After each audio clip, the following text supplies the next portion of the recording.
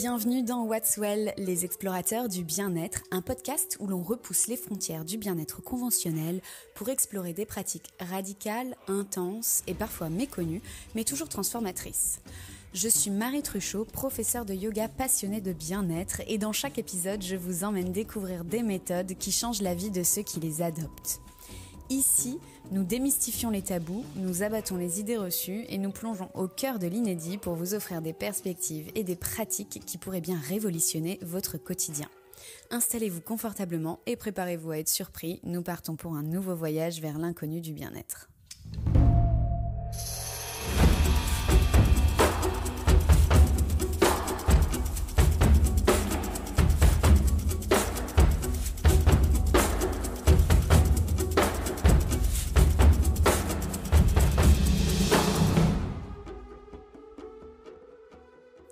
Bonjour et bienvenue dans ce premier épisode pilote du podcast What's Well, les explorateurs du bien-être. Ce premier épisode, je le fais pour me présenter, mais aussi pour te parler d'une de mes expériences personnelles les plus intrigantes que j'ai vécues au Mexique en 2019 lors de ma formation pour devenir prof de yoga. J'ai nommé le Temazcal. Mais avant de parler de tout ça, je vais faire une rapide présentation. Je suis donc professeure de yoga depuis 2019. Je suis diplômée par quelqu'un qui s'appelle Akenara, qui est un prof de yoga mexicain. J'ai fait un 200 heures en Power Vinyasa. En réalité, c'est une formation en Vinyasa Ashtanga. Après cette formation, j'ai aussi passé un petit diplôme sur les ajustements avec Clara Pusky. Un autre diplôme pour faciliter et tenir des cercles de femmes, et un autre pour enseigner le yin yoga. J'aime le mouvement qui est ludique, fluide, souvent synchronisé à de la musique, c'est hyper important pour moi, et ça me permet de traiter mes émotions. Si le mouvement est lié à la musique, ça me permet de traiter mes émotions. En 2025, j'envisage aussi de me former au Trauma Informed Yoga, qui est donc une façon de construire son cours de yoga, de le diriger, de manière à ce que les personnes qui ont subi des traumatismes puissent le suivre sans problème. Donc c'est pas vraiment une méthode en soi, de mouvement ou quoi, c'est plutôt une façon de guider le cours de yoga. Dans ma vie personnelle, je suis une maman célibataire d'une petite fille de 3 ans qui s'appelle Esmé. Je vis juste à côté de Paris, où je travaille et où j'ai mes amis et une partie de ma famille. Mais à la base, je suis originaire de Haute-Savoie et j'aime y retourner d'ailleurs chaque hiver. L'été, par contre, je suis plutôt en Espagne. J'ai un appartement en Catalogne, donc c'est un peu mon QG d'été. Et j'y ai passé tous mes étés d'adolescente, donc c'est un endroit que j'affectionne énormément. Donc, avant de s'atteler à tout ça et te raconter cette expérience du Temazcal qui est vraiment, je pense, pas assez connue en Europe, je vais poser le contexte. Donc on va remonter un petit peu le temps, on va revenir en 2015-2016 quand je découvre le yoga. Le yoga, j'y vais à la base parce que je ne fais plus de sport depuis des années. Pourtant, franchement, j'ai commencé, je pense, à danser, j'avais 3 ans. Je continue là-dedans jusqu'au lycée où je prends même des cours au conservatoire. Donc j'ai un emploi du temps aménagé pour aller au conservatoire. Mais c'est de la danse classique et c'est pas ce que j'affectionne le plus. Je sais que c'est la base, le placement, tout ça, mais c'est pas ce que je veux faire. Et je continue parce que, comme beaucoup de petites filles, de jeunes filles, je sens que je déçois tout le monde si j'arrête. Mais par contre, quand j'arrive à Paris pour mes études, je suis totalement libre donc de ma famille, du reste, et j'arrête tout. Déjà pour une question de budget, parce qu'être étudiant à Paris c'est cher, et parce que j'ai d'autres choses à faire. Ça me paraît plus intéressant de sortir et de me faire des amis que d'aller à la danse. Quand je termine mes études, j'ai une hygiène de vie vraiment déplorable.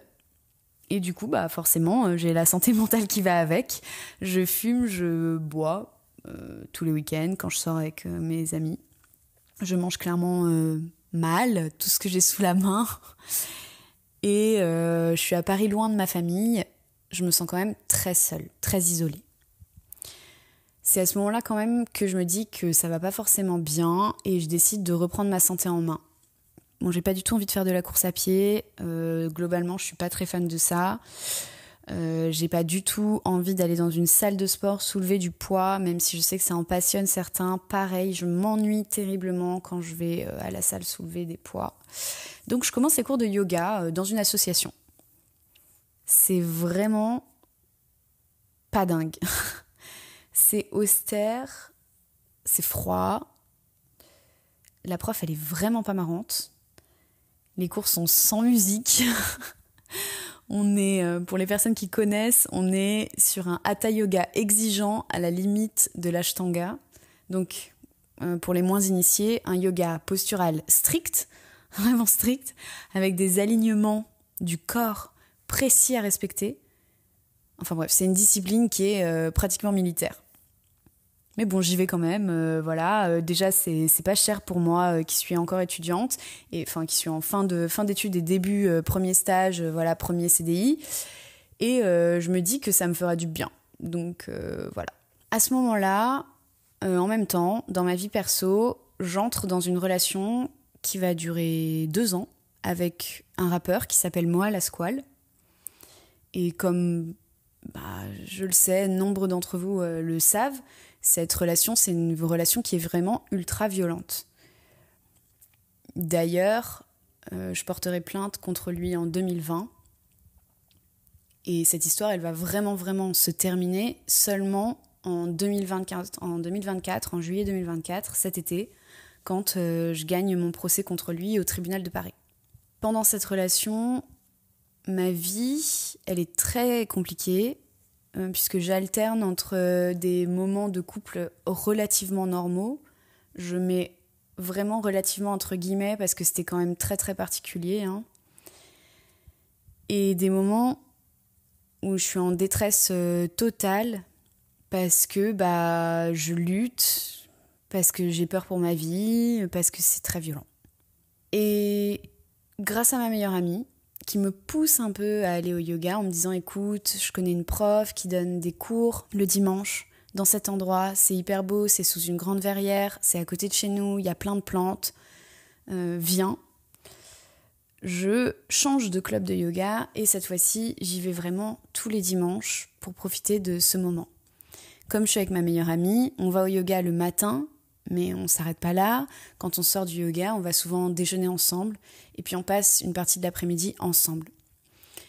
Du coup, j'ai un dimanche où je peux fuir la maison, où je suis en sécurité et où je ne suis pas une journée entière du week-end enfermée avec lui, chez moi, où potentiellement il va y avoir des disputes et où potentiellement il va y avoir de la violence. Et puis toujours, grâce à ma meilleure amie, peut-être 6 mois après, on décide de tester les cours d'une autre prof parce qu'elle revient d'un séjour de yoga de quelques jours avec cette nouvelle prof et qu'elle a adoré son dynamisme, elle a adoré ses cours et puis surtout elle a trop progressé. Je suis un peu jalouse limite, j'avoue. Elle a vraiment trop progressé. Donc on se dit, ok, on va aller prendre les cours de cette prof et on y va à nouveau ensemble. Donc cette fois-ci, je prends 2 cours en plus par semaine. Ça fait 3 occasions de ne pas être à la maison, d'être en sécurité, de fuir la violence, de vider mon cerveau et de faire du yoga. Donc là-dessus, sur le tapis, il y a plus que mon corps. Je pense à plus rien. Il y a juste faire la posture et la faire du mieux que je peux, la ressentir dans tous les points de mon corps. Il n'y a que ça qui m'apaise. Fin 2018, début 2019, je me sors enfin de cette relation horrible. Je quitte Moa Lasquale, je quitte l'appartement dans lequel j'habitais tout proche de chez lui, parce qu'il faut savoir que c'était mon voisin. Je quitte aussi mon CDI que j'avais dans la mode, et vraiment je veux une nouvelle vie. Je veux tout refaire, je veux plus entendre parler de ma vie telle qu'elle était pendant 2 ans avec cette personne. Je veux plus être cette personne, je veux plus me laisser faire, je veux plus me retrouver dans ces situations-là, je veux plus qu'on qu'on me prenne ma vie, parce que j'ai vraiment l'impression qu'on m'a volé 2 ans de ma vie. Je veux enseigner le yoga, transmettre à quel point moi ça m'a aidé et pouvoir partager la paix que j'ai trouvée dans cette pratique avec d'autres femmes qui potentiellement vivent ce que moi j'ai vécu. Donc sous les conseils de notre prof, avec ma meilleure amie, je pars au Mexique suivre la formation diplômante d'un master du yoga qui est donc à Kenara, qui est certainement la personne la plus bienveillante que j'ai jamais rencontrée de ma vie. Je pars donc à Tulum, dans la jungle. J'ai pas du tout l'impression d'avoir connu le Tulum que la plupart des gens connaissent, parce que moi, c'était pas du tout un Tulum festif. J'étais vraiment là-bas pour passer mon diplôme de yoga. Et du coup, j'ai pas connu les gros hôtels avec les fêtes, tout ça. Moi, j'étais dans un hôtel, mais qui est dédié aux pratiques spirituelles comme le yoga. Et il n'est pas du tout vers la plage, il est dans le village, enfin même dans la jungle derrière le village de Tulum. Dans cet hôtel, il y a 3 salles pour pratiquer, 2 piscines, un restaurant vegan. Il y a quelque chose d'assez mystique dans le lieu que je ne peux pas trop décrire, enfin qui est difficile à décrire. Chaque bâtiment, chaque bloc en fait de chambres est relié entre eux par des petits chemins qui serpentent à travers la jungle. Enfin, c'est trop bizarre. C'est pas juste un hôtel en un seul bloc, c'est plein de petits blocs répartis dans la jungle et ça fait le complexe de l'hôtel. Là-bas, on a presque 10 heures de yoga par jour, dont 5 de yoga postural, parce qu'on a aussi de la philosophie, on a des cours d'anatomie, enfin voilà, mais on a 5 heures de yoga postural par jour. Le rythme, il est très très intense, du lundi au samedi soir. On a seulement le dimanche de repos. On a méditation à 6h30 tous les matins dans le Shala, donc dans le studio de yoga, dans la salle de yoga. Il fait chaud, on est au Mexique, c'est un climat tropical, il fait pas loin de 30, 33 tous les jours. Le régime là-bas, c'est sans sucre, vegan, donc ça diffère énormément de ce que j'ai l'habitude de manger en France. D'ailleurs, je perds 8 kilos en 3 semaines. C'est quand même assez intense. Mais par contre, je suis la plus heureuse du monde. Voilà. Je vis vraiment une expérience incroyable, 100% yoga. Même si, quand je reviens à l'aéroport, la première chose que j'ai envie de manger, c'est clairement un McDo. Vraiment, là-bas, je me sens hyper heureuse.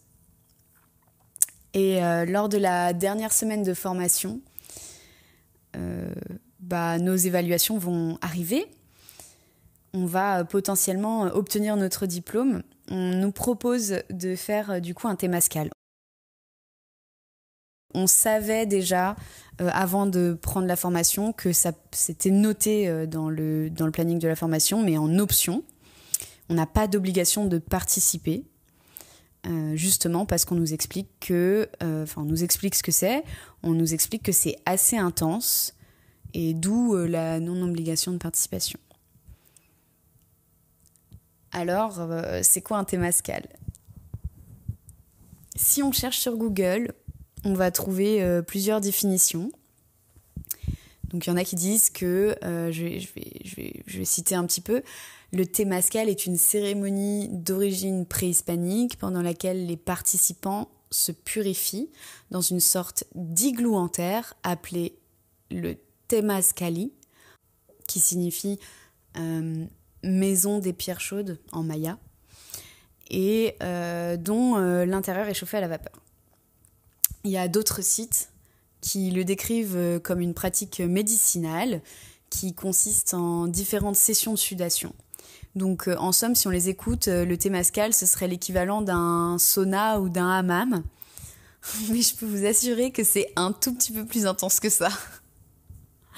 Il est dit aussi sur tous ces sites que le Temazcal, c'est l'une des plus anciennes et des plus puissantes cérémonies mexicaines. D'ailleurs, il existe plusieurs manières, plusieurs façons de faire un Temazcal. il y a différentes cérémonies. Moi, par exemple, j'ai fait l'expérience d'une cérémonie spirituelle où le Temazcal, il va être considéré comme le ventre de la terre. Il nous permet de vivre notre propre renaissance quand on ressort de ce Temazcal, de ce ventre de la terre. Là-dedans, en fait, dans cette cérémonie, le but, c'est vraiment de se purifier spirituellement. Et moi, c'était absolument ce que je recherchais. Je voulais un moment symbolique qui allait me permettre de couper avec ma vie d'avant, avec les violences traumatisantes que j'avais vécues pendant 2 ans. Je voulais renaître au fin fond de cette jungle mexicaine, quoi. Mais c'est aussi possible de faire des Temazcal pour des raisons médicales. Par exemple, vous avez un rhume, vous avez besoin d'accélérer un petit peu l'organisme. C'est tout à fait possible d'aller faire un Temazcal pour ça. C'est possible de ne pas vivre uniquement un Temazcal pour des raisons spirituelles. Il y en a qui l'utilisent effectivement tout à fait comme un hammam. Donc voilà, il y a plusieurs utilisations du Temazcal. Moi, vraiment, l'utilisation que j'en ai faite, j'étais présente à une cérémonie spirituelle qui était symbolique pour moi et qui représentait énormément. Comment ça se déroule vraiment? On est arrivé en groupe avec les autres professeurs de yoga qui passaient leur diplôme, comme moi, volontaires, enfin ceux qui avaient envie de participer à cette expérience, chez un chaman qui vivait en plein milieu de la jungle. D'ailleurs, on a mis vraiment du temps à trouver. On a dû demander notre chemin à un petit gamin qui nous a emmenés à vélo à travers la jungle parce qu'on trouvait vraiment pas. Quand on est arrivé là-bas, donc on a été accueillis. Il était prévenu qu'on allait arriver.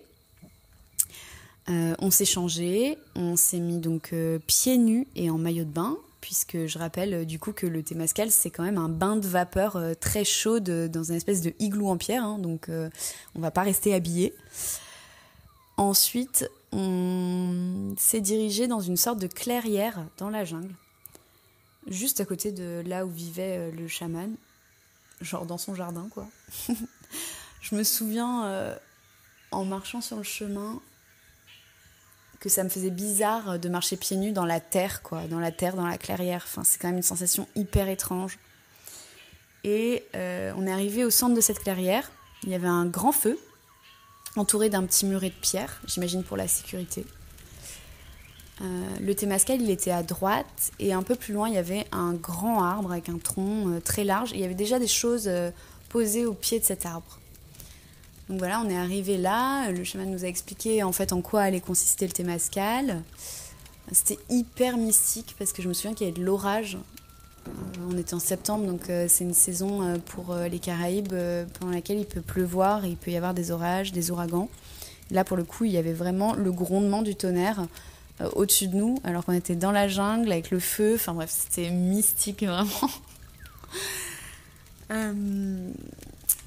Le chaman nous a demandé à ce moment-là de faire une offrande à la terre, donc à la Pachamama, au pied de l'arbre, qui était un arbre sacré. Donc on pouvait donner une mangue, on pouvait donner du tabac, de l'encens. Donc tout le monde a déposé quelque chose au sol avant d'aller nous mettre en cercle autour du feu. Là, je vous laisse imaginer la chaleur autour du feu, parce qu'on est au Mexique, il fait déjà proche de 30 degrés. Même en maillot de bain, franchement, c'est très intense. Ensuite, le chaman et son assistant, ils sont passés auprès de chacun de nous. Ils avaient une coupe, comme un espèce de bol, rempli de copal, qui est un encens en résine, vraiment typique de la région. D'ailleurs, cette odeur, elle est assez forte, et on peut la retrouver dans les rues du village de Tulum, parce que les gens brûlent du copal, même dans les restaurants, pas que pour des vertus spirituelles, aussi parce qu'il est dit que ça éloigne les moustiques. Voilà, donc on est autour du feu. Le chaman et son assistant passent avec la fumée d'encens autour de nos corps. On a donc les bras tendus en croix, on est debout devant le feu. Et eux, ils passent avec cet encens qui brûle dans un bol et ils nous le passent tout autour du corps, tout autour des bras, autour des jambes, dans le dos, vraiment tout autour de nous. Après ça, vous avez la peau collante, parce que la résine s'est déposée en fait à la surface de la peau, dans la fumée. Et l'odeur de la fumée, elle est vraiment imprégnée dans les cheveux. C'est quand même hyper particulier, je m'en rappelle vraiment très bien. Le chaman, donc, qui est le maître de cérémonie, il nous indique ensuite l'entrée du Temazcal. Il faut quand même se mettre à 4 pattes sur le sol pour rentrer parce que c'est étroit, c'est bas, c'est petit. Vraiment, il ne faut pas être épais pour rentrer dans la petite porte en pierre et c'est hyper effrayant. Franchement, à ce moment-là, je me suis dit, je suis dans la jungle au Mexique. Genre, je suis à 4 pattes dans la terre, sans chaussures, en train d'entrer dans un petit igloo en pierre, faire je ne sais quoi, mais franchement, j'ai envie de mourir, quoi. Enfin, c'était hyper bizarre, hyper perturbant. Franchement, j'en menais pas large. À l'intérieur du Temazcal, il y a un petit banc qui est taillé dans la pierre et qui permet aux participants de s'asseoir en cercle, adossés du coup à la paroi du Temazcal. C'est vraiment très très sombre. Et surtout, il n'y a pas d'autre sortie que par celle par laquelle nous sommes entrés. Donc si vous êtes claustrophobe, que vous avez peur du noir, des petits espaces, je vous déconseille. Tout de suite. Le chaman y rentre en dernier, avec un seau d'eau rempli de plantes, son tambour et d'autres percussions.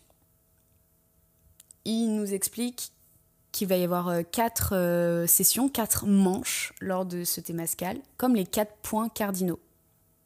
Donc nord, sud, est, ouest, quoi. Qu'entre chaque manche, on va ouvrir la porte pour faire rentrer d'autres pierres et augmenter la chaleur du Temazcal. Il nous prévient que si on n'arrive plus à tenir, qu'il fait vraiment trop chaud, qu'on sent qu'on va s'évanouir et tout, on doit sortir à ces moments-là, lors de l'ouverture de la porte, parce que ça évite de déranger les autres participants qui sont dans leur introspection et qui souhaitent réaliser le tour complet du Temazcal, donc toutes les 4 manches, voilà. Il nous explique aussi qu'il y a un lien avec les éléments, donc la terre, le feu, l'air, voilà, l'eau. Et il nous dit qu'il va, durant le Temazcal, chanter en nahuatl, qui est une langue ancienne parlée par les Aztèques, et qui est toujours utilisée d'ailleurs aujourd'hui au Mexique. Que c'est pas grave si on connaît pas les paroles des chansons, mais que c'est bien de marmonner, de chanter avec des sons, même si c'est que du la la la, voilà, que de l'onomatopée, pour rester présent en fait, pour pas complètement s'abandonner dans la chaleur et se perdre. Donc je le saurai, je vais le découvrir après, pendant nos manches, mais en fait le tambour, les chants, ils vont permettre d'entrer dans une sorte de transe qui va aider en fait les gens à surmonter la chaleur. Donc on commence, l'apprenti apporte les premières pierres volcaniques chaudes dans le Temazcal. Quand on apporte les pierres, on doit les accueillir. Donc le groupe, le chaman crie en accueillant les pierres « Ajo, bienvenido, bienvenida, abuelita, abuelo ». Bon, voilà, il y a plein de façons d'accueillir les pierres, mais voilà, la plupart du temps, c'est comme ça. Le chaman, il nous demande si on est tous prêts. On ferme la porte du Temazcal et il verse le contenu du seau sur les pierres. Donc là, c'est immédiat. La chaleur envahit tout. La chaleur est complètement étouffante. On peut à peine respirer. Et surtout, on ne voit vraiment plus rien. Donc il y a un espèce de truc un peu étourdissant, tout de suite. Franchement, j'ai du mal à respirer au début, et je sais que ça se déroule comme ça parce qu'il nous a prévenus, donc j'essaye de ne pas paniquer, mais ça peut être assez intense. Et on rentre dans le Temazcal avec le son du tambour qui commence à nous emmener. Et entendre ça, ça m'aide à me resituer. Du coup, avec le son, je commence à savoir d'où ça vient, où est-ce que le chaman est assis, le groupe, voilà. Et puis mes yeux, ils s'habituent aussi à l'obscurité. Donc je trouve un peu plus de confort, même si clairement avec la chaleur qu'il fait, je me demande vraiment comment je vais faire pour survivre aux 4 manches. Je précise quand même que durant un temazcal, il n'y a aucune substance psychédélique, psychotrope, aucune drogue qui est prise. Ce n'est pas une expérience dans laquelle vous prenez quelque chose. Normalement, un temazcal, ça dure 52 minutes, avec des ouvertures de portes toutes les 13 minutes. Ici, ce temps, il n'a pas été respecté en raison de ce qui s'est passé à l'intérieur du temazcal, pendant qu'on y était, et du fait qu'on était tout de même nombreux, on était 8 je crois, et que sur certaines manches, on avait un temps de parole. Le chaman nous demandait de nous exprimer. Plus on a avancé dans notre exploration, plus les manches étaient longues. Franchement, c'était dur. Chaque manche, elle vous invite à une introspection personnelle, donc à vraiment regarder à l'intérieur de vous. Le chaman, il nous guide, parfois avec des histoires racontées, parfois avec des visualisations, parfois en nous demandant de nous exprimer. C'est intense. On parle de l'enfance, on parle de nos relations à nous-mêmes, on parle de nos traumatismes. Enfin, je me souviens que il se passe des choses, moi, dans ma tête. Je visualise aussi plein de choses, Mais j'entends aussi les autres. J'entends les autres parler quand ils doivent partager avec le groupe. J'ai l'impression que c'est une expérience que je vis pas seule, que je la partage aussi avec le groupe. Je pense que j'atteins un état d'entre-deux, une espèce de demi-conscience vers la deuxième manche. À ce moment-là, je me laisse aller dans la chaleur. J'arrête de lutter en fait contre la chaleur. Il fait trop chaud, ça sert à rien d'essayer de trouver un moyen de se rafraîchir ou quoi. Faut arrêter le cerveau là. On est là, on se pose et on accepte cette chaleur. Et à ce moment-là, je comprends vraiment ce qu'est le lâcher-prise total. Parce que j'en ai plus rien à faire. Je chante parfois en criant avec le groupe, les chants du chaman. Parfois, je pleure. Je pleure quand j'arrive à certaines réalisations personnelles, mais je pleure aussi quand j'entends les autres parler et les autres réaliser des choses. Ça m'émeut beaucoup. Et quand mon temps de parole arrive, je dis tout haut ce que je laisse derrière moi, ici, là, au Mexique, dans le ventre de la terre. Je laisse ce bout de vie d'avant, je laisse un bout de moi avec lequel je ne repartirai jamais.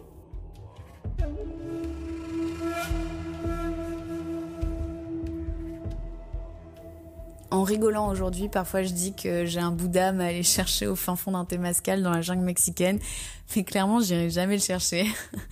Vraiment, je le laisse où il est. Je termine le temazcal, en tout cas la dernière manche du temazcal, allongée sur le sol, parce que tout simplement la terre m'apporte un peu de fraîcheur. La chaleur, elle a vraiment augmenté entre les manches. Et à chaque entrée de nouvelles pierres, le groupe les a accueillis en criant avec le chaman, aho, et tout ça. Mais finalement, à la fin, donc il fait vraiment très très chaud, la chaleur a augmenté à chaque manche. Mais en fait, à la fin, c'est presque devenu supportable. J'ai presque trouvé la façon de vivre le temazcal sereinement, quoi. Je lutte plus. On va sortir du temazcal après 2h45. Je me sens vidée, fatiguée, mais apaisée et légère. Je me souviens qu'on a du mal à sortir du temazcal, qu'on nous fait sortir tout doucement, qu'on nous aide à nous relever parce que bien sûr on ressort à 4 pattes de la petite entrée. Que le chaman il nous propose de nous rafraîchir avec une douche extérieure qui est dans la jungle et dont l'eau provient du cénote. Les cénotes, c'est des grottes vraiment typiques de la région et typiques du Mexique. Donc certaines ont le toit qui s'est effondré au fond et donc sont à ciel ouvert et certaines sont encore fermées. Mais en gros, c'est des grottes d'eau claire et d'eau très fraîche dans laquelle on peut se baigner. Ce qui est assez appréciable au Mexique parce que il fait très chaud et la mer, elle est à 27 degrés, quoi. Donc pour se rafraîchir, c'est mieux limite d'aller au cénote, c'est plus frais. On mange aussi des fruits frais. Et puis on échange avec lui sur notre expérience avant de repartir. Tout de suite en sortant, je suis trop bouleversée par ce que je viens de vivre pour savoir exactement si j'ai vraiment laissé une partie de moi derrière moi, si vraiment j'ai tout bien traité mes émotions. Non, c'est trop confus. Et puis surtout, je suis encore fatiguée, mais ça m'a fait du bien. J'ai juste besoin d'aller me reposer, d'aller dormir pour digérer tout ça. Le lendemain, c'est un peu plus clair. Je suis hyper calme. Je me sens vraiment, mais tellement pas préoccupée, tellement légère. Je peux pas expliquer. Tout glisse, tout est fluide. Et je me sens aussi hyper reconnaissante. J'ai beaucoup d'émotions de gratitude, mais sans réelle raison, quoi. J'arrive pas à dire de quoi. Ce qui est assez drôle, pour terminer un peu sur une dernière note de cette expérience du Temazcal, c'est que donc j'ai accouché en 2021 d'une petite fille et j'ai choisi de donner la vie dans le noir, le plus possible en tout cas, et dans une baignoire d'eau chaude. Ce qui veut dire sans assistance médicale, sans péridurale, sans anesthésie. Et parfois, pendant mon accouchement, j'ai vraiment eu l'impression de me retrouver à nouveau dans le Temazcal. Comme si un peu le Temazcal, ça avait été un entraînement à cet accouchement. Parce que déjà j'étais dans le noir, j'avais la chaleur de l'eau et en plus vraiment je me remettais avec la douchette de la baignoire de l'eau très très chaude sur le ventre. Donc voilà, j'étais dans cette chaleur, j'étais dans le noir et j'ai été un moment dans un état second à cause de la douleur et j'ai dû retrouver cette sensation de lâcher prise, d'arrêter de lutter contre la douleur, contre la chaleur, c'était la même chose en fait. Et je savais qu'il fallait que j'accède à ce lâcher-prise pour que mon bébé il puisse enfin descendre.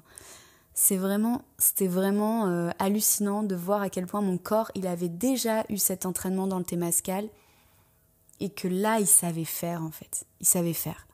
Le Temazcal c'est donc une médecine préventive qui est vieille comme le monde, mais qui est vraiment pas très connue ici en Europe.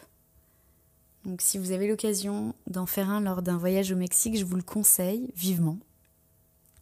Juste, petite mise en garde, attention, bien sûr, vu la chaleur, c'est pas du tout une expérience recommandée pour les femmes enceintes, les personnes avec des problèmes cardiaques, les personnes diabétiques, ou encore si on est claustrophobe de toute évidence, voilà.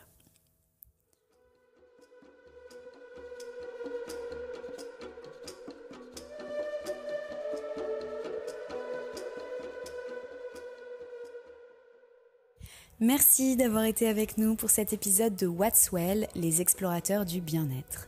J'espère que cette plongée au cœur du ventre de la Terre dans le Temazcal mexicain vous a inspiré et vous a peut-être ouvert à de nouvelles possibilités pour enrichir votre cheminement personnel. Si cet épisode vous a parlé, n'hésitez pas à partager vos impressions et à nous rejoindre sur les réseaux sociaux pour prolonger la discussion. Abonnez-vous pour ne rien manquer de nos prochaines explorations et souvenez-vous, le bien-être est un voyage et chaque pratique est une invitation à découvrir qui nous sommes vraiment. À très vite pour un nouvel épisode et d'ici là, prenez soin de vous.